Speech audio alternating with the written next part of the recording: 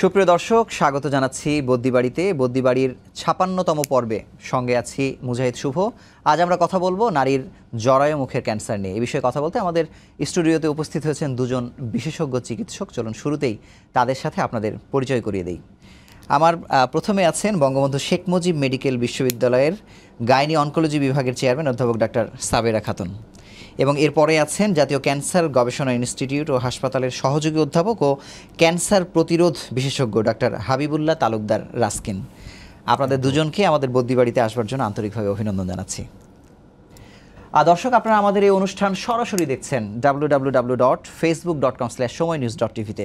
এখানে ফেসবুক কমেন্টের মাধ্যমে অনুষ্ঠান সম্পর্কে মতামত দিতে পারেন। পাশাপাশি অতিথিদের সাথে সরাসরি কথা বলতে ফোন দিতে পারেন 02967006 নম্বরে। আমন্ত্রিত অতিথিরা আপনাদের গুরুত্বপূর্ণ প্রশ্নের উত্তর দেওয়ার চেষ্টা করবেন। দর্শক, আর দেরি নয়, চলে যাচ্ছি মূল আলোচনায়। আমি প্রথমেই অধ্যাপক সাবেরা খাতুনের কাছেই জানতে চাই যে আসলে আমাদের বিষয় যেহেতু জরায়ু মুখের ক্যান্সার, জরায়ু বলতে আসলে আমরা খুব সহজভাবে কি বুঝি? জরায়ু মুখ বলতে আসলে কি বুঝি? জরায়ু একটা অর্গান, যেটাকে সাধারণভাবে বলা হয় বাচ্চাদানি, যেটার ভিতরে বাচ্চা বড় হয় আর কি।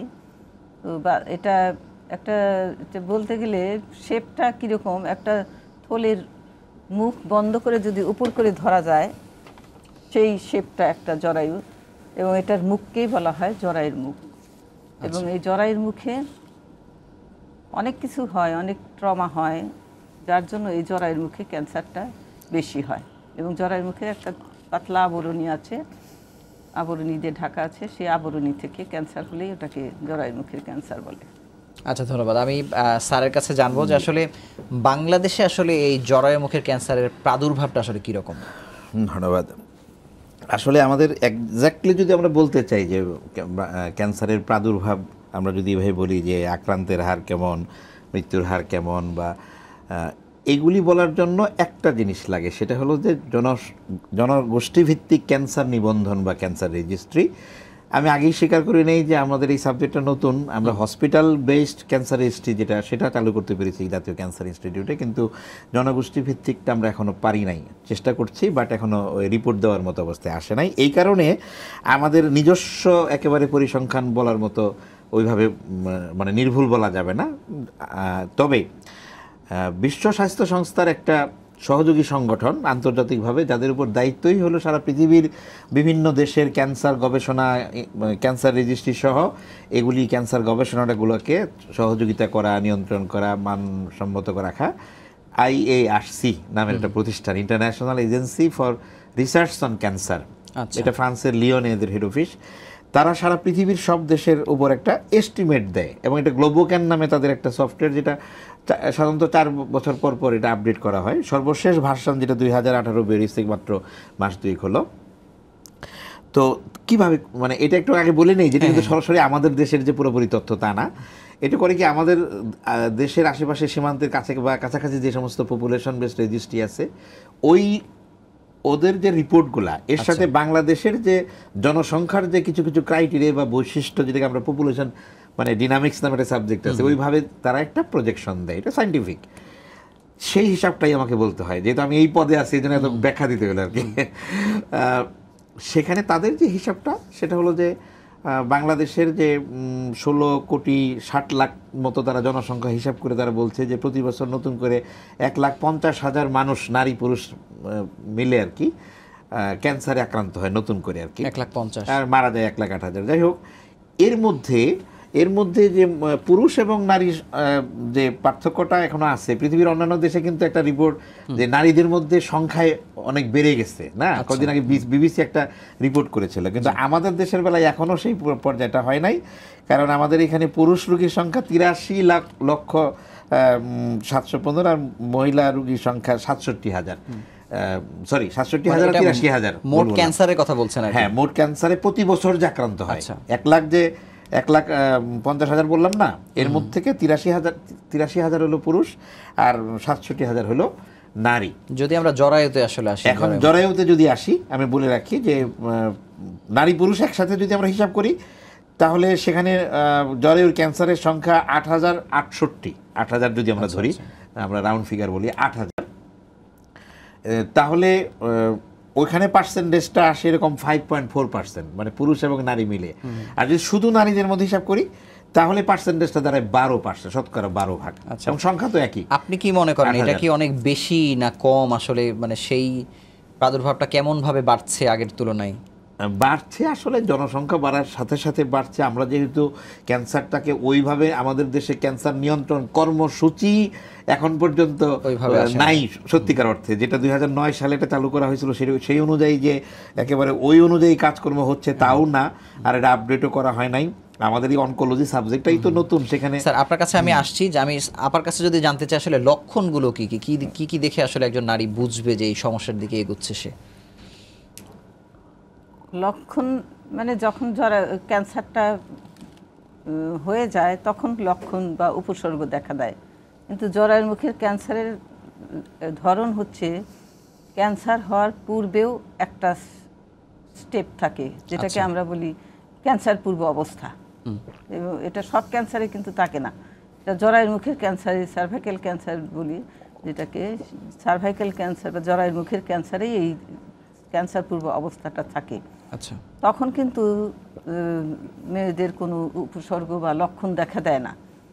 এই পর্যায়টা যখন হয় ক্যান্সার পূর্ব অবস্থা, এই পর্যায়েই আমরা ক্যান্সার পূর্ব অবস্থাটাকে এটা ডায়াগনোসিস করার জন্য কোনো লক্ষণ দেখা দেয় না যেহেতু, সেজন্য কিছু পরীক্ষার মাধ্যমে এটাকে ধরা হয়। এই পরীক্ষাগুলোকে বলা হয় স্ক্রিনিং টেস্ট। আচ্ছা, 3 রকম স্ক্রিনিং টেস্ট আছে। উন্নত দেশগুলোতে অনেক আগে থেকেই প্যাপস্মিয়ার নামে টেস্ট করা হচ্ছে। তারপরে এইচপিভি আইডেন্টিফিকেশন একটা টেস্ট আছে। এবং আমাদের দেশের মতো, আমরা তো এখন উন্নত এবং উন্নয়নশীল দেশ, এই দেশের জন্য ভায়া নামে টেস্টটা হচ্ছে। এই টেস্টের মাধ্যমে ক্যান্সার পূর্ব অবস্থাটা আছে কিনা সেটা প্রথমে করা হয়, টেস্ট করা হয়। তারপরে সেটা অ্যাকচুয়ালি আছে কিনা সেটা ধরার জন্য কল্পোস্কোপি নামে একটা পরীক্ষা করা হয়। কল্পোস্কোপি দিয়ে যদি দেখা যায় যে কোনো পরিবর্তন আছে, তারপরে ওখান থেকে জরায়ুর মুখ থেকে মাংস নিয়ে তারপরে সেটা হিস্টোপ্যাথোলজিক্যাল টেস্ট করে তারপরে ধরা হয় যে ক্যান্সার পূর্ব অবস্থা তার আছে কিনা। আচ্ছা, থাকলে তারপরে সেটা চিকিৎসা করা হয়। চিকিৎসা করলে তারপরে তার ক্যান্সার হওয়া থেকে বিরত রাখা যায় তাকে। কিন্তু ক্যান্সার যখন হয়ে যায় তখন তার উপসর্গ দেখা দেয়। আচ্ছা, তার আগে কোনো উপসর্গ দেখা দেয় না। সেদিক থেকে তো একটা অবস্থা খুবই এটা ভয়াবহ। খুবই একটা ভালো দিক, যার জন্য উন্নত দেশগুলোতে কিন্তু ক্যান্সার, জরায়ুর মুখের ক্যান্সার অনেকটা কমিয়ে নিয়ে আসা হয়েছে এই জাস্ট এই স্ক্রিনিং এর মাধ্যমে। আচ্ছা, তো আমাদের দেশে তো স্ক্রিনিং হচ্ছে, তবে এখনো যে এটা ক্যান্সার স্ক্রিনিং করে যে আমরা ক্যান্সার কমাতে পেরেছি সেটা কিন্তু প্রমাণিত হয়নি। যাই হোক, হয়তো হবে। আমি স্যারের কাছে যদি জানতে চাই যে স্ক্রিন টেস্ট আসলে কেমন লেভেলে হচ্ছে, মানে এটা নিয়ে কতটুকু সচেতনতা বেড়েছে, কেমন সংখ্যক মানুষ আসছে আসলে আগেই যে আমার মানে জরায়ু মুখের ক্যান্সার আছে কিনা, স্যার যদি বলেন। ধন্যবাদ। আমি এই প্রশ্ন যাব একটু ম্যাডামের সাথে একটুখানি সাপ্লিমেন্ট করি। অবশ্যই ম্যাডাম খুব সুন্দর করেই বলছে কথাগুলো, যে লক্ষণগুলো বা এইগুলো। আমি এখানে ওই ম্যাডাম বলছিলেন যে একদম লক্ষণ এর আগে একটা পূর্ব লক্ষণ পূর্ব একটা কথা বলছে না, হ্যাঁ, ক্যান্সার পূর্ব অবস্থা। হ্যাঁ, তো আমি এই জায়গাটা একটু বলতে চাই আমার সাবজেক্টের আলোকে। সেটা হলো মানে কোষের মধ্যে, শরীরের কোষের মধ্যে তো ক্যান্সার হওয়ার একটা প্রক্রিয়াটা শুরু হয়, তারপরে ধাপে ধাপে কতগুলো ধাপ পাড়ি দিয়ে এটা পূর্ণাঙ্গ ক্যান্সারে যায়। এবং এর জন্য আরেকটা জিনিস দরকার হয়, সেটা হলো একটা রিস্ক ফ্যাক্টর বা ঝুঁকি উপাদানের সংস্পর্শে যাওয়া। যেমন আমরা এখানে ধরি যে একজন নারীর যে শারীরিক সম্পর্ক হওয়াটা একটা ধরি এক্সপোজার যদি ধরি আর কি, তো এরপরে কোষের মধ্যে একটা শুরু হয়ে গেল। কিন্তু সাথে সাথে যে ক্যান্সারটা ধরা যাবে কোনো পরীক্ষায় তা না, একটা সময় পর থেকে এটা ক্যান্সার ডিটেকশনের পর্যায়ে যাবে। আবার লক্ষণ দেখা দেওয়ার যে পয়েন্টটা ম্যাডাম বলছে, প্রি ক্লিনিক্যাল, মানে লক্ষণ দেখা দেওয়ার আগ পর্যন্ত আমরা বলি প্রি ক্লিনিক্যাল স্টেজ, আবার লক্ষণ দেখা দেওয়ার পর থেকে পরিণতি যাই হোক না কেন সেটাকে আমরা বলি ক্লিনিক্যাল স্টেজ। এখন প্রি ক্লিনিক্যাল স্টেজে যে ডিটেক্টেবল, মানে যখন থেকে নির্ণয় করা যায়, এই সময়টা যত লম্বা হবে ক্যান্সার স্ক্রিনিং ওই রোগের বেলায় তত বেশি সফল বা সম্ভব হবে। এবং সৌভাগ্যবশত জরায়ু মুখের ক্যান্সার হলো সব থেকে সুইটেবল ক্যান্সার, কারণ 15 থেকে 25 বছর পর্যন্ত সময় লাগতে পারে ওই কোষের মধ্যে পরিবর্তন শুরু হওয়ার পর থেকে পূর্ণাঙ্গ, যেটাকে আমরা ইনভেসিভ ক্যান্সার বলি, মানে আগ্রাসী ক্যান্সার পর্যন্ত যেতে। এই জন্য এটা খুব মানে গুরুত্বপূর্ণ। এখন আমি আপনার প্রশ্নে আসি। যে হ্যাঁ আমি কিন্তু এর আগে বলছিলাম যে আসলে অনকোলজি সাবজেক্টটাই তো নতুন, ক্যান্সার সাবজেক্টটাই তো আমাদের, আমরা যখন মেডিকেল কলেজে পড়তাম তখন এতটা ক্যান্সার নিয়ে ছিল না। কিন্তু স্যার আমি ফাঁকে একটা ছোট প্রশ্ন করি যে এই জরায়ু ক্যান্সার নিয়ে আসলে কতদিন থেকে আলোচনা বাংলাদেশে হচ্ছে আর কি, মানে যে সেটাই আমি আসছি যে ওভারঅল ক্যান্সার নিয়েই তো পড়ে, তারপরে আস্তে আস্তে যেমন ব্রেস্ট ক্যান্সারটা নিয়ে একটু আগে আলোচনা শুরু হয়েছে। আপনারা খেয়াল করছেন, যেন আমি নিজে যদি বলি যে 2004 সাল থেকে তো আমরা একদম ব্রেস্ট ক্যান্সার প্রোগ্রাম করছি, কিন্তু সার্ভাইকাল ক্যান্সার অর্থাৎ জরায়ু মুখের ক্যান্সারটা নিয়ে আমি আমার ব্যক্তিগত অভিজ্ঞতাটা বলি। সেটা হলো যে আমাদের দেশে যারা সচেতন, যারা বিভিন্ন ধরনের জনসচেতনমূলক কাজ করেন, বিভিন্ন সমাজসেবামূলক অর্গানাইজেশন আছেন, তাদের মধ্যে আমি যদি তুলনা করি, ব্রেস্ট ক্যান্সার নিয়ে যখন আমরা মাঠে নামলাম তখন যত সারা তাড়াতাড়ি পেলাম, জরায়ু মুখের ক্যান্সার তত তাড়াতাড়ি পাওয়া গেল না। কারণটা আমি যেটা মনে হয় ব্যক্তিগত, ম্যাডাম ডিফার করতে পারে, সেটা হলো যে যেহেতু নিম্ন আর্থসামাজিক অবস্থা, অশিক্ষা, এই ধরনের, তারপরে ওই যে পার্সোনাল হাইজিন যেটা আর কি, ব্যক্তিগত পরিচ্ছন্নতার অভাব, এইগুলি যেহেতু জরায়ু মুখের ক্যান্সার একটা বড় ফ্যাক্টর,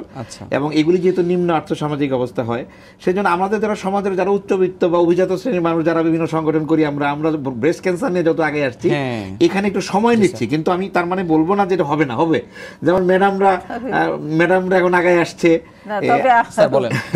আপনি বলেন, কোনো সমস্যা নাই। আমি আজ গাইনোকোলজিস্ট, আমি যেটা জানি আর কি, যে সমাজ হয়তো অনেক দেরিতে এগিয়ে এসেছে জরায়ু মুখের ক্যান্সারের ইয়ের জন্য, তবে ডাক্তারদের মধ্যে, গাইনোকোলজিস্টদের মধ্যে বিশেষ করে, তখন তো গাইনো-অনকোলজিস্ট ছিল না, তখন গাইনোকোলজিস্ট, জেনারেল গাইনোকোলজিস্টরাই জরায়ু ক্যান্সার নিয়ে কাজ করতো আর কি। তো এটা স্ক্রিনিং যে উন্নত দেশগুলোতে অনেক আগে থেকে শুরু হয়েছে, 1960 থেকে শুরু হয়েছে এই প্যাপসমিয়ার। তো আমাদের দেশে কিন্তু 30 বছর পরে 1990-তে আমাদের অনেক পরে এসে আমাদের এই প্যাপসমিয়ার টেস্টটা, যেটা উন্নত দেশে একদম ইউজ হচ্ছে, সেটা নিয়ে কাজ শুরু হয়েছিল। এই তখনকার আইপিজিএমআর, তারপরে ঢাকা মেডিকেল এবং মিটফোর্ড। কিন্তু আমি যদি আপনার স্যারের কথার সূত্র ধরে আপনার কাছে জানতে চাই যে মানে এটা আসলে কোন শ্রেণীর মানুষ আসলে বেশি হচ্ছে এখন পর্যন্ত, আসলে মানে পরিসংখ্যান আসলে কি বলে, এটা কি আসলে গ্রামের লোকজন, লোয়ার ক্লাস পিপলের বেশি হচ্ছে? এটা প্রমাণিত, এটা অনেক স্টাডি করে, রিসার্চ করে এটা একদম প্রমাণিত যে এটা লো সোশিওইকোনমিক, যত 90% পেশেন্টদের দেখা যায় লো সোশিওইকোনমিক। এই জন্য কি এটা গুরুত্ব পাচ্ছে না, আপনি কি মনে করেন আসলে সেই হারে? সেটা গুরুত্ব পাচ্ছে না সেটা বলবো না আমি, কারণ জিনিসটা তো একটু কমপ্লিকেটেড। স্ক্রিনিংটা যেটা বিশেষ করে একটু কমপ্লিকেটেড। স্ক্রিনিং একটা টেস্ট করলাম, ধরা পড়লো, সাথে সাথে চিকিৎসা করলে ভালো হয়ে গেলো, সেরকম না। কিন্তু মাঝখানে একটা স্টেপ, যেটা কল্পোস্কোপি করে ডায়াগনোসিস করা, এটা একটু কমপ্লিকেটেড ব্যাপার। আচ্ছা, আপনার কাছে আমি আসছি, আমি স্যারের কাছে জানতে চাইবো যে আসলে জরায়ু মুখের ক্যান্সার কত ধরনের হতে পারে, নাকি এক ধরনের, নাকি আর এইটা ম্যাডাম বলুক, এটা ম্যাডামের সাবজেক্ট, এটা সরাসরি ম্যাডাম বলুক। আমি ম্যাডামের কাছে শুনি, আমরা পরে। আচ্ছা ম্যাডাম, আপনি আচ্ছা, এর আগে আমার মনে হয় জরায়ু মুখের ক্যান্সারের উপসর্গগুলো একটু ভালোভাবে বলতে চাই, এবং কেন হচ্ছে সেটা আসলে কারণ এবং উপসর্গটা আমি একটু ভালোভাবে বলতে চাই। কারণ হচ্ছে জরায়ু মুখের ক্যান্সারে কিন্তু কারণ একদম নির্দিষ্টভাবে ধরা হয়ে গেছে, যেটা 1979-এ হিউম্যান প্যাপিলোমা ভাইরাস নামে একটা ভাইরাস আবিষ্কৃত হয়েছে। যিনি এই ভাইরাসটা আবিষ্কৃত করেছেন তিনি কিন্তু নোবেল প্রাইজও পেয়েছেন। আচ্ছা, তো এই রিলেশন, জরায়ু মুখের ক্যান্সারের সঙ্গে এই ভাইরাসটার রিলেশন উনি আবিষ্কার করেছেন। তো এই ভাইরাসটা দিয়েই জরায়ু মুখ যখন আক্রান্ত হয়, ইনফেকশন হয়, তো ইনফেকশন 70-80% মহিলারা, সেক্সুয়ালি অ্যাক্টিভ মহিলারা এই ভাইরাসটা দিয়ে আক্রান্ত হয়। এবং কিন্তু সবার ক্যান্সার হয় না, মাত্র 5 থেকে 10, 100 জনের মধ্যে 5 থেকে 10 জনের জরায়ু মুখের ক্যান্সার হয়। কিন্তু তাহলে এত জনের ইনফেকশন হচ্ছে, শুধু এত কম জনের ক্যান্সার হচ্ছে কেন? এইটার হচ্ছে কিছু ঝুঁকিপূর্ণ মহিলা আছে। আচ্ছা, ঝুঁকিপূর্ণ মহিলা আছে, সেই ঝুঁকিপূর্ণ মহিলাদের ক্যান্সারটা হয় বেশি। ঝুঁকিপূর্ণ মহিলারা হচ্ছে, প্রথম ঝুঁকিপূর্ণ মহিলা যেটা হচ্ছে আর্লি সেক্সুয়াল অ্যাক্টিভিটি, যাকে বলা হয়, মানে অল্প বয়সে বিয়ে বা যৌন কাজ করা। যেমন 9 থেকে 15 বছর বয়সে যদি কোনো সেক্সুয়াল হয়, বিয়ে হয়, তাহলে এটা খুবই ডেঞ্জারাস একটা টাইম। এই টাইমটা, এটা ডেঞ্জারাস টাইম কি জন্য, সেটাও এই টাইমটাতে মেয়েদের শরীরে 9 বছরে একটা হরমোন আসে, ইস্ট্রোজেন হরমোন আসে।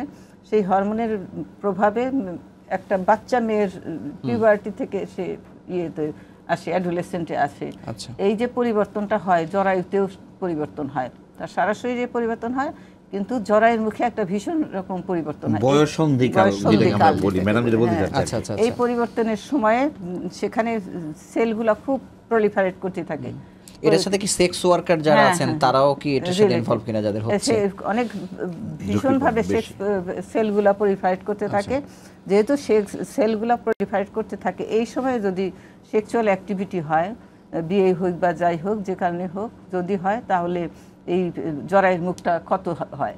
ক্ষত হওয়ার জন্য ভাইরাস দ্বারা আক্রান্ত হয়, এবং ভাইরাস দ্বারা আক্রান্ত হওয়ার পরে যদি সে আরও ঝুঁকিপূর্ণ হয়, যেমন ঘন ঘন বাচ্চা দিচ্ছে, কিংবা অল্প বয়সে 16 বছরের আগেই বাচ্চা প্রসব করলো, বাচ্চা প্রসবের সময় একটা আঘাত হয়, তারপরে ঘন ঘন বাচ্চা হচ্ছে, সেজন্য তার একটা তারপরে যদি সে স্মোকার হয়, কিংবা সে অনেক দিন যাবৎ যদি সে কন্ট্রাসেপটিভ পিল, ওরাল পিল খায়, এটা তারপরে যদি কোনো বিভিন্ন রোগের কারণে HIV ইনফেকশন যদি হয়, ইমিউনোলজিক্যালি যদি ইনকম্পিটেন্ট হয়ে যায়, তাহলে, এবং হাইজিন একটা বিরাট ব্যাপার। হাইজিন যদি ঠিকমতো মেনটেন না করে, পার্সোনাল হাইজিন, তারপরে মাসিকের সময় হাইজিন মেনটেন করা, এই সমস্ত যদি তার ঝুঁকিপূর্ণ দিক থাকে, তাহলে তার জরায়ুমুখের ক্যান্সার। আচ্ছা, আপনার কাছে আসবো, আমি স্যারের কাছে জানতে চাইবো যে বংশগত কারণ এখানে আসলে রিস্ক ফ্যাক্টরের মধ্যে পড়ে কিনা, কতটুকু আছে? ওইভাবে না, যেটা আমরা ব্রেস্ট ক্যান্সারের বেলায় বলি, যে ব্রেস্ট ক্যান্সারের বেলায় বিশেষ করে কারো যদি মায়ের দিককার নিকটাত্মীয়, মা, খালা, বড় বোন, নানি এরকম কেউ থাকে, তাহলে মধ্যে হওয়ার ঝুঁকিটা অনেক বেশি থাকে। ওইভাবে জরায়ুর মুখের ক্যান্সারের বেলায় এটা সম্পর্কটা নাই। তবে কিছু একদম সর্বশেষ কিছু গবেষণা থেকে আসছে যে প্রায় যে কোনো ধরনের ক্যান্সারের সাথেই একটা বংশগত, মানে জেনেটিক একটা থাকতে পারে। কিন্তু আমরা এক্ষেত্রে এটা বলি না, যেহেতু ব্রেস্ট ক্যান্সারের বেলায় আমরা এটা বলি এই জন্য যে এটা যেহেতু অতটা প্রমাণিত এখনো না, বা এখনোই না, আমরা জরায়ুর মুখের ক্যান্সারের সাথে সরাসরি এই সম্পর্কটাকে আমি নিয়ে আসি না। আমি একটু, আমার মনে অনেক কঠিন কথা বলে ফেলছি, অনেক কঠিন কথা বলে ফেলছি, একটু আমি একটু রিলিফ দেওয়ার জন্য একটা কথা বলি, যে ম্যাডাম যেগুলো বলছিলেন যে রিস্ক ফ্যাক্টর বা কি কারণে হয়, কারণ তো বলি না আমরা, আরেকটু বিদ্যা ফেলাই, সেটা হলো যে অসংক্রামক রোগের বেলায় আমরা কারণ কথাটা বলি না, আমরা বলি ঝুঁকি বা রিস্ক ফ্যাক্টর। কেন? যেমন সংক্রামক রোগ যেগুলি আগে, যেমন ম্যালেরিয়া বা এগুলি, যেমন একটা কোনো নির্দিষ্ট জীবাণু দিয়ে হয় অথবা কোনো কীট পতঙ্গ দিয়ে ছড়ায়, ওগুলি যেমন বলা যায়। ক্যান্সারের মতো অসংক্রামক রোগ যেগুলি প্রধান যেমন ডায়াবেটিস, হার্ট ডিজিজ বা এগুলির বেলায় আসলে অনেক রকম ফ্যাক্টরের সাথে সম্পর্ক, এই জন্য আমরা কারণ না বলে বলি ঝুঁকি বা রিস্ক ফ্যাক্টর। তো ম্যাডাম বলছিলেন সার্ভাইকাল ক্যান্সারের রিস্ক ফ্যাক্টর, ওখানে গিয়ে আমার একটা কবিতার কথা মনে হয়ে গেল, বাংলাদেশের সেই বিখ্যাত আমাদের কবি, পল্লী কবি জসিমউদ্দিনের কবর কবিতা। হ্যাঁ, এইখানে তোর দাদির কবর, যেখানে মাঝখানে লাইনটা হলো যে এতটুকু তারে ঘরে এনেছিল সোনার মতন মুখ, পুতুলের বিয়ে ভেঙে গেল বলে কেঁদে ভাসাইতে বুক। এই জায়গাটায় আমি একটু আঘাত আনতে চাই। সেটা কি, যে আমার দাদি, নানি, ফুপু বা এদের বিয়ে হইতো যখন এমন একটা বয়সে, যখন একটা পুতুল খেলার বয়স, ওই পুতুল খেলা ভাঙার জন্য কান্নাকাটি করতো, ওই বয়সে বিয়ে হইতো। তো ম্যাডামের কথা সত্য ধরে বলি, যখন তার শরীরের কোষগুলার গঠন প্রক্রিয়ায় কমপ্লিট হয় নাই, ওই সময়ে যদি বিয়ে হয়, এটাতে আঘাত, তো এটা শারীরিক আঘাত, বাচ্চা হওয়া, বারবার বাচ্চা, ঘন ঘন বাচ্চা, অপরিচ্ছন্নতা, অপুষ্টি। ম্যাডাম বলতে অপুষ্টিটা বলেন, অপুষ্টিও একটা ফ্যাক্টর সার্ভাইকাল ক্যান্সারের বেলায়। স্মোকিং টোকিং আগলে তো বলছেনই ম্যাডাম। তো সেই জায়গাটা আমি বলি, আমাদের মধ্যে অনেকের ধারণা যে এখন তো আর আমাদের বাল্যবিবাহ হয় না, কারণ আমরা সবাই শহরে থাকি, আমার বোন বা আমার মেয়ে তো হচ্ছে না। কিন্তু তারা ভুলে যান যে বাংলাদেশটা শহর না, বাংলাদেশটা মূলত গ্রাম। এবং সর্বশেষ যে হিসাবটা, আমি এক্সাক্ট ফিগারটা বলতে পারবো না, বাট সেটা হলো যে 55 or 54% যাদের বিয়ে হচ্ছে 18 বছরের আগে। তার মানে আমরা শহরের আমাদের সমাজকে নিয়ে চিন্তা করি, কিন্তু সারা গ্রাম পল্লী যদি ধরি, বাংলাদেশটা যদি ধরি, তাহলে অর্ধেকেরও বেশি নারীর বিয়ে হচ্ছে 18 বছরের আগে। কাজেই পুরোটাই তারা তো ঝুঁকির মধ্যে আছে। ম্যাডাম খুব কারেক্টলি বলছেন যে 1 নম্বরে বলতে হবে হিউম্যান প্যাপিলোমা ভাইরাসের কথা, এটা নিয়ে সময় পেলে আরও কথা বলা যাবে, বা ভ্যাকসিন নিয়ে কথা বলা যাবে। বাট আমরা বাংলাদেশের কনটেক্সটে আমরা যখন বলি, তখন আমরা এক নিঃশ্বাসে বলতে চাই অল্প বয়সে বিয়ে, অল্প বয়সে বাচ্চা হওয়া, বেশি বাচ্চা হওয়া, ঘন ঘন বাচ্চা হওয়া, অপরিচ্ছন্নতা, তারপর অপুষ্টি, ধূমপান, এগুলির সাথে সাথে অবশ্যই হিউম্যান প্যাপিলোমা ভাইরাস।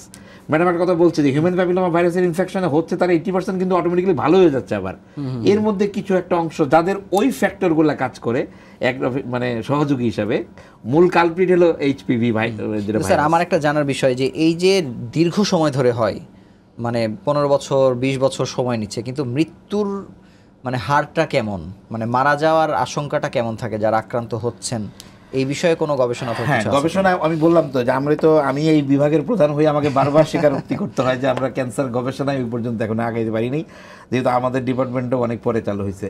তারপরেও আমি বলি যে এই যে আমি যে পরিসংখ্যানটা দিলাম আইআরসির যেটা, সেটা ওরা আগের ভার্সানে ওরা আবার প্রতিটা ডিজিজের পার্সেন্টেজটা বলে দিত, মৃত্যুর হারটাও বলে দিত। এবার আবার একটু ফরম্যাটটা চেঞ্জ করছে, আক্রান্তের প্রতিটা ডিজিজের হার বলছে, কিন্তু ওইটা বের করতে হয় ক্যালকুলেট করে। তো আমাদের ওখানে ওইরকম আমরা যদি ধরি যে 8% আক্রান্তের হারের কাছাকাছি প্রায়, মানে ধরেন 6%-এর মতো আসবে। আবার আগেরটা দেখে আমার মনে হচ্ছে 50%-এর বেশি আর কি হ্যাঁ, মারা তো যায়। 80%। ওকে, এখন এটা কেন, এটা এই কারণেই যে সার্ভাইকাল ক্যান্সারের যে চিকিৎসা যারা আক্রান্ত হন, যারা নিবেন, তাদের যেহেতু সচেতনতাটা ওই পর্যন্ত এখনো যায় নাই, যেহেতু বললেন যে লো সোশিও ইকোনমিক এবং গ্রামের এবং ভালনারেবল, যেগুলো আমরা বললাম যে ঝুঁকিপূর্ণ যারা আছে, পেশা কিছু আছে, তারা মারা গেলে হয়তো আমাদের কাছে খবর হ্যাঁ, আসছে না। খবরও আসছে না, তারা চিকিৎসার আওতায় আসছে না। আমি একটা ইন্টারেস্টিং একটা হিসাব দিই। 2007 সালে আমাদের স্বাস্থ্য অধিদপ্তরের তৎকালীন ডিজি ছিলেন আমাদের ফায়েজ স্যার, উনি আমার ডিপার্টমেন্টকে একটা দায়িত্ব দিলেন যে 2006 সালে সারা বাংলাদেশের সমস্ত সরকারি বেসরকারি হাসপাতালে কত ক্যান্সার রোগী আসছে চিকিৎসার জন্য, কঠিন একটা কাজ। তো তখন আমরা এটা খুব সিরিয়াসলি নিলাম এবং প্রত্যেকটা হাসপাতাল, সদর হাসপাতালে, সুপারিনটেন্ডেন্সি, মানে সমস্ত হাসপাতালে চিঠি দিলাম, ব্যক্তিগতভাবে ফোন করে বারবার কথা নিলাম, রিপোর্ট নিলাম।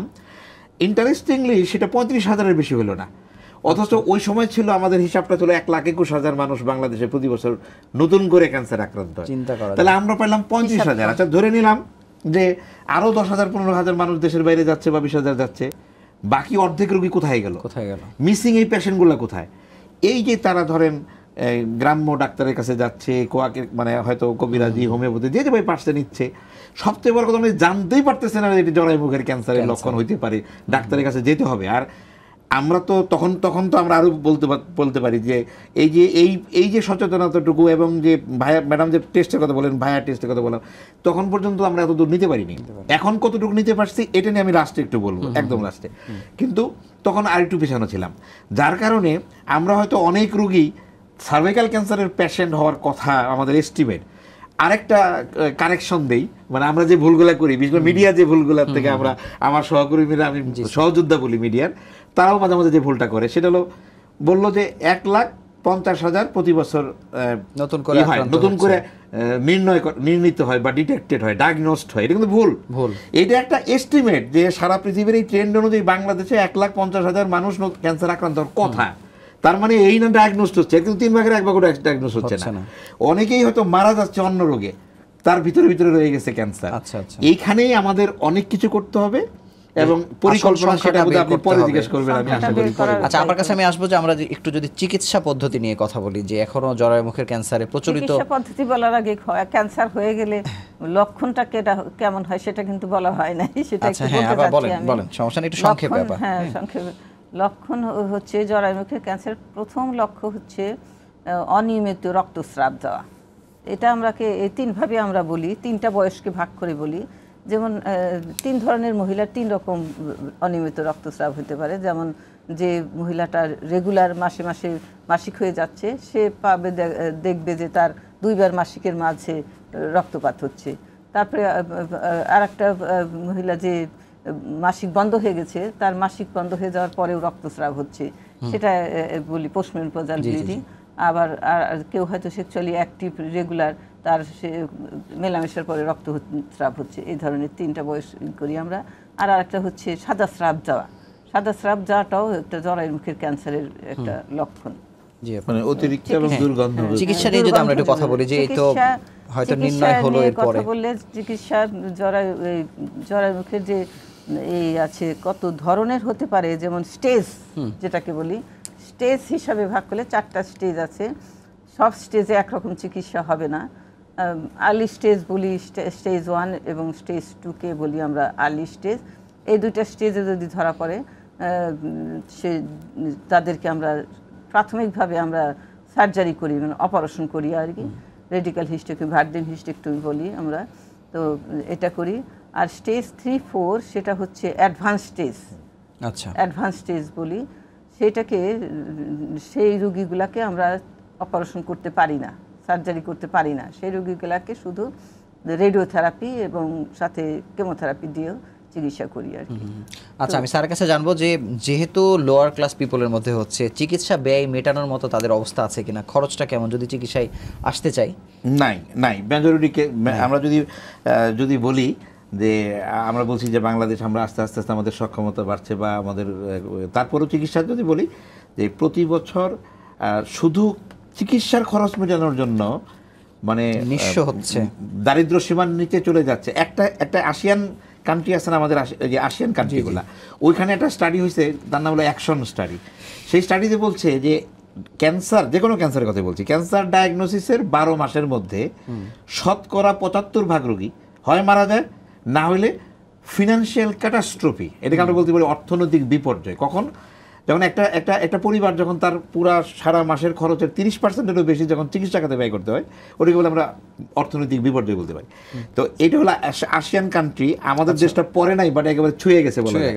তো এইটা হলো একটা হিসাব বললাম। তো আমাদের দেশে আসলে সত্যিকার অর্থে যারা ওই যে নিম্ন আর্থসামাজিক অবস্থা, জরায়ুর ক্যান্সারের বেলায় বলি, তারা যখন আসে তারা তো অনেক পরে আসে, অ্যাডভান্স স্টেজে আসে। কেন আসে?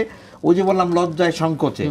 একজন নারী বিশেষ করে স্তন ক্যান্সার বা জরায়ুর ক্যান্সারের যদি লক্ষণ, প্রথমে তো বুঝেন না তারা, আর যদিও বুঝেন লজ্জা সংকোচে তারা বলেন না, একদম পরিবারের সবথেকে কাছের মানুষটাকে বলেন না। এটা আমাদের সমাজের যে ধর্ম বলেন, যে কোনো শালীনতা বা এই ধরনের, কিন্তু এটা ভুল, আমি বলবো এটা ভুল। তো এই কারণে যখন বলেন তখন অনেক দূর অগ্রসর হয়ে গেছে, তখন চিকিৎসা করে ভালো ফল পাওয়া যায় না প্রথমত, তারপরে চিকিৎসার খরচ তখন অনেক বেশি হয়। একদম আর্লি স্টেজে ধরা পড়লে জরায়ুর ক্যান্সারের বেলায় এমনও স্টেজ আছে, ম্যাডাম কারেকশন করে দিবেন যদি ভুল বলি, সেটা হলো একদম স্ক্রিনিংয়ের মাধ্যমে যদি প্রথম অবস্থায় ধরা পড়ে, যে সিন 1 সিন 2 এরকম বলেন ওনারা, স্টেজিং বলে, শুধুমাত্র কটারি মানে একটা আমি যদি বলি এরকম একটা মেশিন দিয়ে একটু ঘষা দেওয়া ওই জায়গাটা, তাহলে চিকিৎসা কমপ্লিট। এমনও চিকিৎসা আছে না ম্যাডাম? আছে তো, কাছাকাছি। ওটা কটারি না, ওটা কি বলেন? কটারি আজকাল করি না, করেন না, এখন তো আপনারা আগে করেন। করতে, অনেক আগে করতে করা হতো কটারি, যখন ছিল না আর কি, ক্রায়োথেরাপি এবং লিপ চিকিৎসা, এই দুইটাই করি। সিন সার্ভাইকাল ইন্টারএপিথেলিয়াল নিউপ্লাসিয়া বলি, সেটা ক্যান্সার পূর্ব অবস্থা আর কি। তবে ক্যান্সার হয়ে গেলেও স্টেজ 1-এ যদি ধরা পড়ে, সেখানেও কিন্তু 90-95% পেশেন্টকে সম্পূর্ণভাবে নিরাময় করা সম্ভব। আমি সেটাই বলছি যে যদি আমাদের দেশে যেহেতু আসছে দেরিতে, কারণ আমি যেটা বললাম ওইরকম একটা সিম্পল বোঝানোর জন্য, চিকিৎসা যদি একদম শুরুতে আসে তাহলে তার চিকিৎসা শুধুমাত্র ওইটুকু একটু ছোট একটা আমরা বলি প্রসিডিওর বা সেরকমের মাধ্যমে রুগী আর চিকিৎসা লাগছে, অথচ সেই রুগীটাই যখন আরেকটু অ্যাডভান্স স্টেজে আসে তখন তার অপারেশন করতে হবে, তারপরে আবার হয়তো বায়োপসি করে দেখে কেমোথেরাপি বা রেডিওথেরাপি বা দুটোই দিতে হবে, তারপরে ফলো আপ করতে হবে। এই কারণে আমাদের দেশের ওই যে জরায়ু মুখের ক্যান্সার যারা আক্রান্ত হয় মূলত তাদের দেরিতে আসার কারণে তাদের খরচের উপর একটা বেশি খরচ, তাদের সংসারের উপর ব্যাপক। কিন্তু সমস্যা তো স্যার যে যার আসার কথা, যে আক্রান্ত বেশি হচ্ছে, হ্যাঁ, তার তো সচেতনতার অভাব, তার টাকার অভাব, সব মিলে একটা বিশাল জনগোষ্ঠী ওখানেই মারা যাচ্ছে, হয়তো আমরা জানতে পারছি না। আপা, আমি তারপরে জানতে চাই যে আমরা চিকিৎসার ক্ষেত্রে এক ধরনের কথা শুনি যে জরায়ু অপসারণ বাধ্যতামূলক কিনা, আসলে এই বিষয়টা একটু যদি আমাদের বলেন।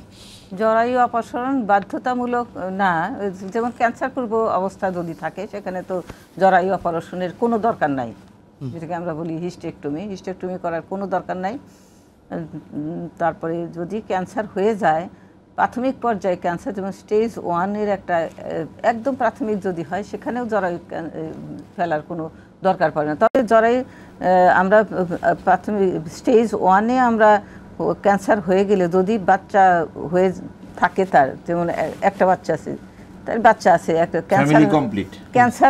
ক্যান্সারের পেশেন্টকে আমরা একটা বাচ্চা থাকলেই বলবো যে ফ্যামিলি কমপ্লিট, তার জরায়ু ফেলে দেব।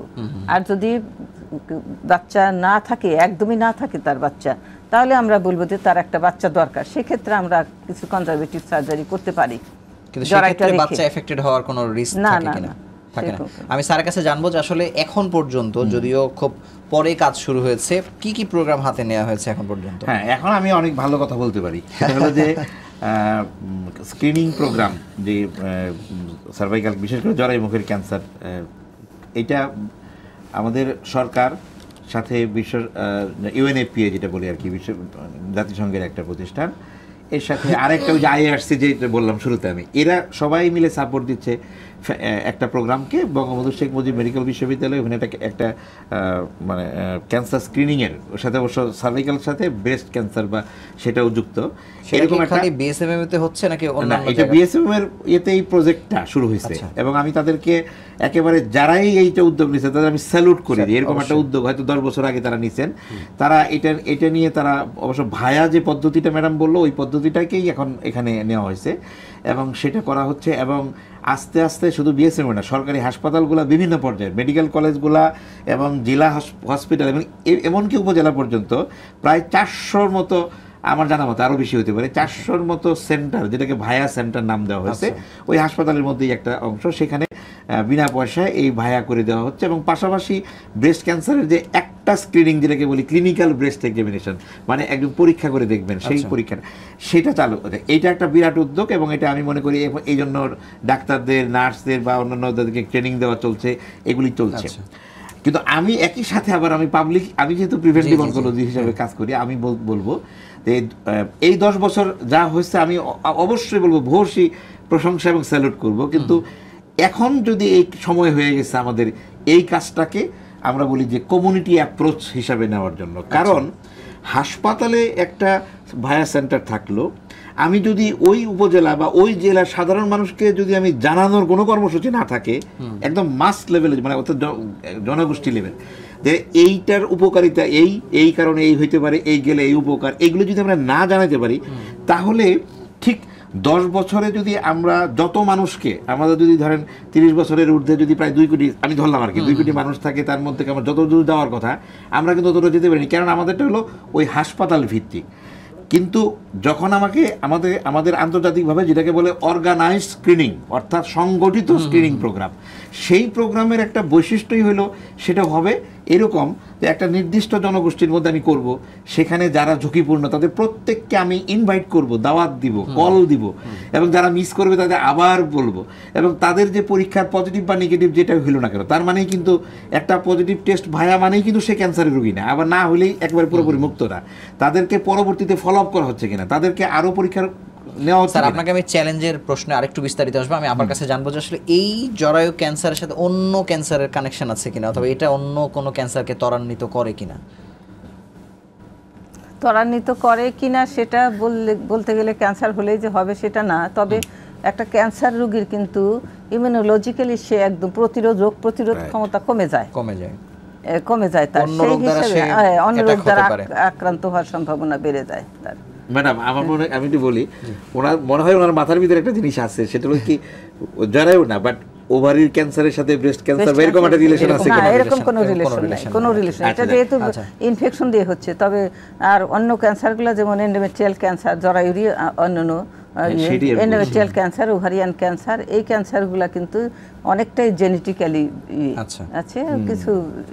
আমি স্যারের কাছে আসবো যে আমরা কমিউনিটি ক্লিনিক নিয়ে যে এক ধরনের স্বস্তি আমাদের মধ্যে আছে সরকার সবসময় হয়তো বলছেন কিন্তু এই কমিউনিটি ক্লিনিক যতদূর পর্যন্ত ছড়িয়ে গেছে এটার সাথে আসলে এই স্ক্রিনিং টেস্ট অথবা এমন কিছু করা যায় কিনা যাতে আগেই আর্লি ডিটেক্ট করা যায় এরকম কোনো চিন্তা? ভালো কথা বলছেন যে কথাটা আমি নিজেই বলতাম সেটা হলো আমি যেটা বললাম যে কমিউনিটি অ্যাপ্রোচ তাই না যে কোনো বিশেষ করে এই ধরনের রোগগুলা নিয়ন্ত্রণ করার জন্য আমরা বলছি যে হাসপাতাল কেন্দ্রিক বা বড় বড় শহর কেন্দ্রিক এগুলি দিয়ে কখনোই বাংলাদেশের মানুষের কাছে যাবে না বাড়ি দোরগোড়া যাওয়া যাবে না সবাইকে আনা যাবে না তার কি করতে হবে কমিউনিটি অ্যাপ্রোচ।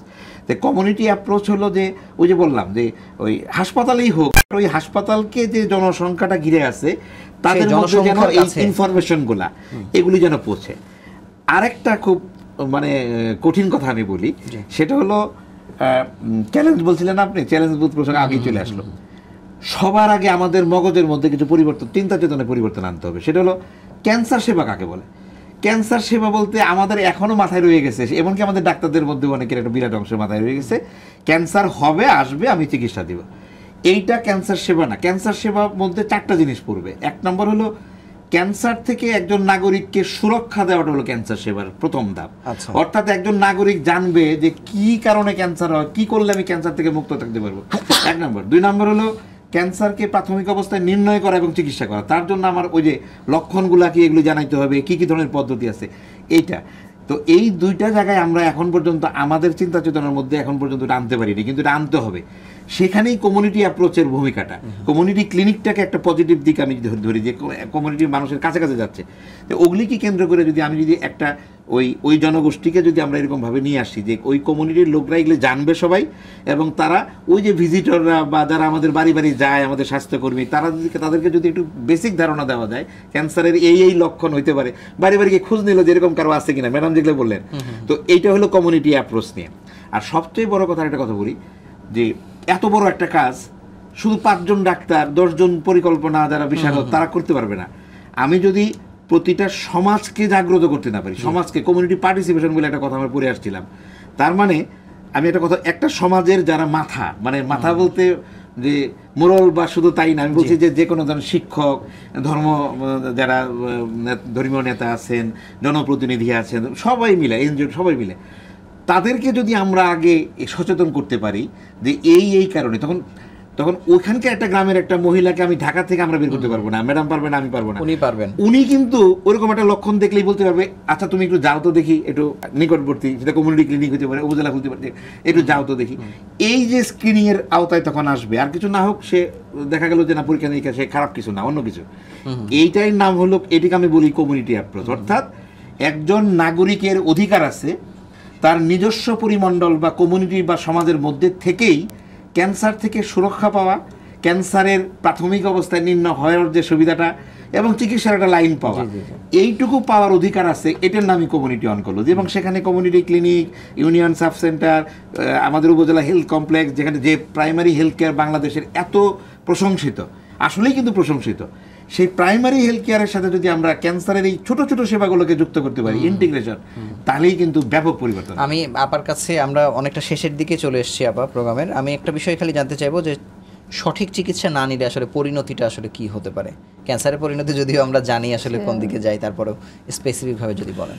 সঠিক চিকিৎসা না নেওয়া এবং সঠিক চিকিৎসা না নেওয়া দুটো কিন্তু দুই জিনিস। একটা হচ্ছে একদম কোনো চিকিৎসা নিলই না, সে বাড়ি বসে থাকলো, সেটা তো রোগ যেরকমভাবে প্রোগ্রেস করার অটোমেটিক্যালি প্রোগ্রেস করবে, চারিদিকে ছড়াবে আর কি, জরায়ুর মুখের চারিদিকে ছড়াবে।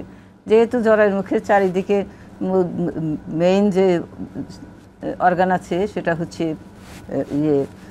ইউরিনারি, প্রস্রাবের যে রাস্তা, ইউরেটার বলি আমরা, ইউরেটার ব্লাডার, এগুলো আছে, এগুলাতে ক্যান্সার ছড়িয়ে যাবে এবং ক্যান্সার ছড়িয়ে গেলে তার রেনাল ফেইলিওর, কিডনি ফেইলিওর যেটাকে বলা হয় সাধারণভাবে হবে। এটা তো চিকিৎসা না নিলে হবে। আর সঠিক চিকিৎসা না নিলে ফিস্টুলার কথা একটু বলবেন না? ফিস্টুলা, হ্যাঁ, এখান থেকে যে খুব বেজারি অবস্থা হয় রোগীদের।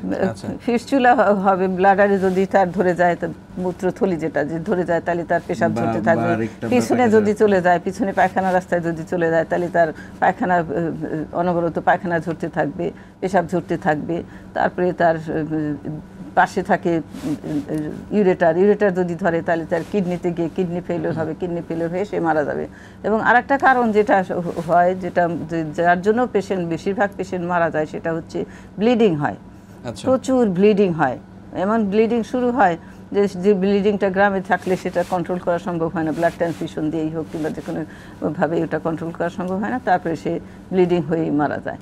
তো এইভাবে তার মৃত্যু আর কি অবধারিত হয়ে যায় আর কি। আমি স্যারের কাছে শেষ প্রশ্নে যাব যে আসলে আপনার এতদিন কাজ করার পরে এখন আপনার কি মনে হয় যে সরকারের খুব অগ্রাধিকার ভিত্তিতে জরায়ুমুখের ক্যান্সার প্রতিরোধে আসলে কি কি মানে ভূমিকা নেওয়া উচিত আর কি, যদি মোটা দাগে আপনি বলেন? প্রথমত যে স্ক্রিনিং প্রোগ্রামটা, এটা তো খুব ভালো একটা, অনেক অগ্রগতি আমাদের। এটাকে শুধুমাত্র যে বললাম যে শুধু আমি হসপিটালের মধ্যে থাকলেও আমি ট্রেনিং দিলাম এইটাই যথেষ্ট না, যে সাধারণ মানুষের সাথে কানেক্ট হওয়ার জন্য যে বাড়তি কিছু জনসচেতনতামূলক প্রোগ্রাম বা কমিউনিটি অ্যাপ্রোচ যেটা বললাম সেটা। 2 নম্বর হলো যে একটা গ্রিন চ্যানেলের মতো, আমি যে অনকোলজি কমিউনিটি অনকোলজির কথা বলছি, আমি যেখানে দেখে আসছি ভারতের কেরালাতে যেটা সাকসেসফুল হয়ে গেছে, সেখানে কি করা হয়, ওইখান থেকে একটা গ্রিন আলাদা রঙের একটা আলাদা কাগজ দেবে, সেই কাগজ নিয়ে তার ধাপে ধাপে যেখানেই যাবে সে অগ্রাধিকার পাবে। ওইখান থেকে গ্রিন চ্যানেলের মতো আমি বলছি, দরকার হলে একদম সর্বোচ্চ ধাপ। তো আমরা চাই না যে সব রোগী ঢাকায় আসুক, এই জন্যই 8টা বিভাগে 8টা ক্যান্সার হাসপাতাল করার জন্য, ম্যাডামও জানেন আমরা প্রায় 4-5 বছর যাবত অনেক মানে সবার, সেটা কত দূর, সেটা বিরাট একটা সুখবর খবর আমি এখানে দিতে চাই, জি, অবশ্যই। সেটা হলো যে অনেক আমরা কিন্তু এটার উপর অনেকগুলো প্রোগ্রাম করছি, অনেক দাবি আমরা দেওয়া বহুদিন জানাইছি। রিপোর্টে বলেছি হ্যাঁ, যে আপনারাও একটা বলছেন। ক্যান্সার হসপিটাল হচ্ছে, হ্যাঁ। কিন্তু এখন প্রতি বছরই সরকার আমরা একটা বলি সিদ্ধান্ত নিয়ে নিচ্ছে, এটা মানে মানে একটু হলেও আমার নিজেকেও ভালো লাগে যে এটার সাথে একটু জড়িত ছিলাম।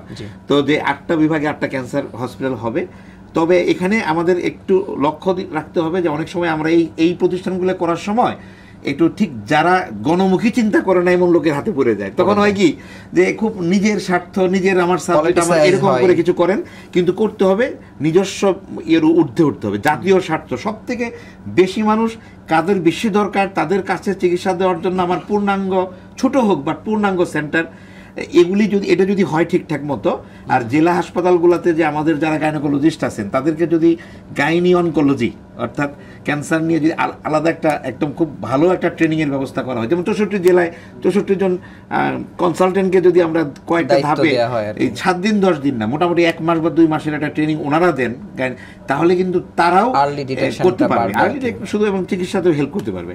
এবং এইগুলি আমাদের করতে হবে। আর আমি যেটা সবচেয়ে বেশি বলতে চাই সেটা হলো আগামীকাল আমাদের জ্বরের মুখের ক্যান্সার সচেতনতা দিবস, এটা আমরা বেসরকারিভাবে বেশ কিছু সংগঠন, মার্চ ফর মাদার নামে একটা, কালকের প্রতিপাদ্য কি? হ্যাঁ, কালকের প্রতিপাদ্য হলো গত বছরের মতো ওই বাল্য বিবাহকে জোর না, আস্তে ধীরে না করলে হবে না, জোরে না বলতে হবে, আস্তে বাল্য বিবাহকে।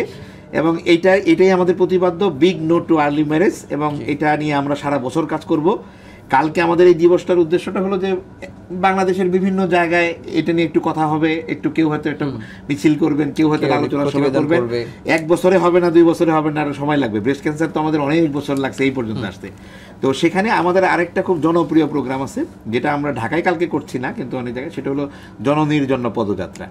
এইটার নামটা দেওয়া হয়েছে জননীর জন্য পদযাত্রা এই কারণে যে ওই যে বললাম যে নারীদের যে সংকোচ, লজ্জা, জরাই মুখ বললেই মানুষ মনে করে যে এটা নিয়ে কথাই বলা যাবে না, জীবন রক্ষা পাবে না যদি আমরা গোপন রাখি। তো সেই কারণে আমরা বলছি যে আমাদের সবার মায়ের কাছে আমাদের একটা ঋণ আছে, কারণ আমরা যে মায়ের পেটে জন্ম নেই, পেটের ভিতরে নেই এটা সবাই জানে, বাট পেটের ভিতরে কোন অঙ্গে নেই, ইউটেরাস নামের যে অঙ্গটার ভিতরে আমরা জন্ম নেই, সেইটার ভিতরে 9 মাস 7 দিন বা তারও বেশি সময় আমরা ওখানে তিলে তিলে বড় হই।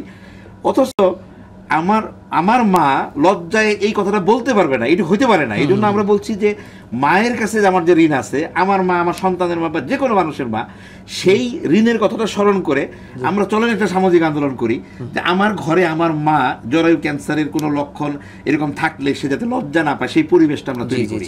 এটাই আমাদের মূল উদ্দেশ্য।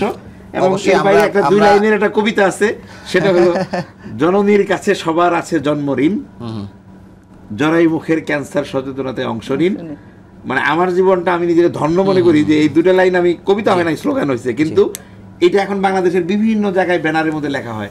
এবং আমরা আশা করছি স্যার যে অবশ্যই যে উদ্যোগ আপনি নিয়েছেন, আপা কাজ করছেন, এবং যারা এই জরায়ু মুখের ক্যান্সার প্রতিরোধে কাজ করছেন, আমাদের আশা একদিন পূরণ হবে, আরো আর্লি ডিটেকশন হবে, সুচিকিৎসা হবে। তো এই প্রত্যাশা নিয়ে আজকের মতো আরেকটা দিক কিন্তু রয়ে গেল, যেটা খুবই আমরা আবার ইম্পর্টেন্ট। কোনো একদিন শুনবো। আমাদের সময় একেবারে শেষ প্রান্তে, এবং বুদ্ধিবাড়িতে আসার জন্য আপনাদেরকে আবারও আন্তরিকভাবে অভিনন্দন জানাচ্ছি। দর্শক, সারা বিশ্বে নারীদের কাছে জরায়ু ক্যান্সার একটি আতঙ্কের নাম।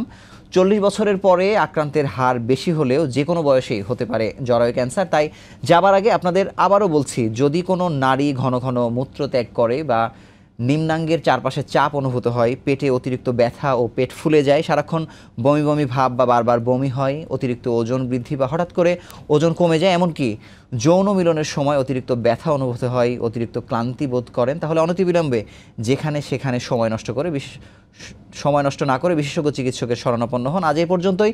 আগামী শুক্রবার ঠিক রাত 8টায় স্বাস্থ্য সংক্রান্ত নতুন কোনো বিষয় নিয়ে হাজির হব বদ্যিবাড়িতে। সেই সময় পর্যন্ত সুস্থ থাকুন, নিরাপদে থাকুন, আর সঙ্গে থাকুন সময়।